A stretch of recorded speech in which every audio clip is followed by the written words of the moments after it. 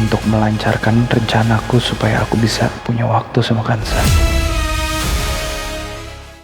Aku melihat wajah kamu sedekat ini, aku makin jatuh cinta sama kamu. Ketika Kansa sedang berjalan bersama dengan Fatan, sebuah sepeda motor datang dari arah berlawanan. Fatan memprediksi akan terjadi sesuatu pada Kansa. Fatan pun melindungi tubuh Kansa ketika motor semakin mendekat.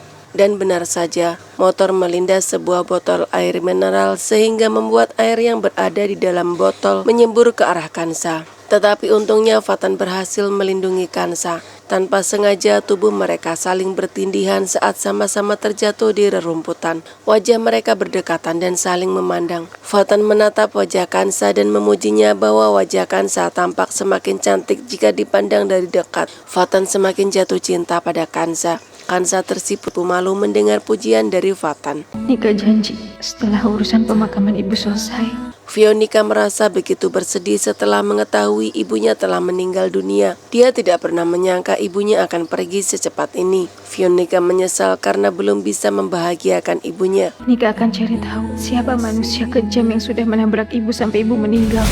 Dia berjanji dia akan mencari orang yang telah tega menabrak ibunya hingga meninggal dunia. Sayangnya Veronica belum bisa jujur pada semua orang bahwa korban tabrak lari yang berada di kamar jenazah Rumah Sakit Mitra Health adalah ibunya. Veronica tidak ingin rahasianya yang mengenal Pak Darto dan Bu Elva terbongkar di hadapan Fatan. Dengan sangat terpaksa Veronica tidak bisa mengantarkan ke pemakaman ibunya. Veronica hanya dapat berziarah secara diam-diam ke makam ibunya. Pak Darto dan Bu Elva mengambil kesempatan dalam kesempitan. Mereka menghibur dan berusaha mengambil hati Veronica yang saat ini sedang hancur. Veronica tidak memiliki siapa-siapa lagi selain mereka berdua. Mereka akan berusaha untuk bisa semakin mengendalikan Veronica. Aku tahu kamu nggak mungkin niat untuk nabrak ibu-ibu itu. Ya itu yang terjadi sekarang.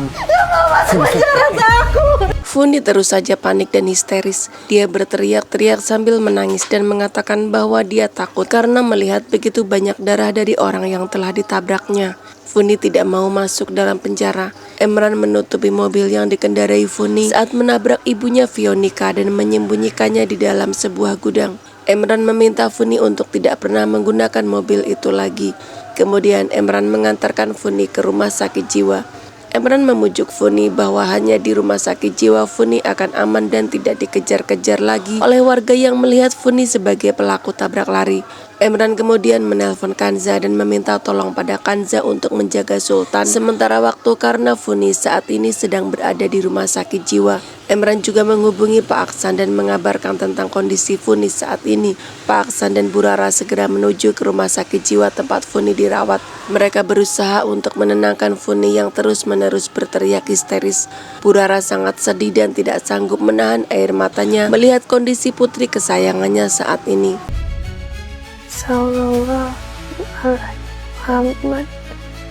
Dengan begitu sabar Kansa menemani Sultan hingga Sultan tertidur pulas. Fatan memuji Kansa yang begitu telaten merawat anak kecil.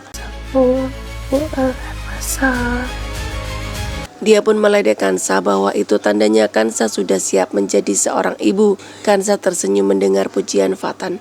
Tak lama kemudian Fatan mendapatkan telepon dari Mr. Solmed yang saat ini sedang menyamar menjadi Pak Aksan.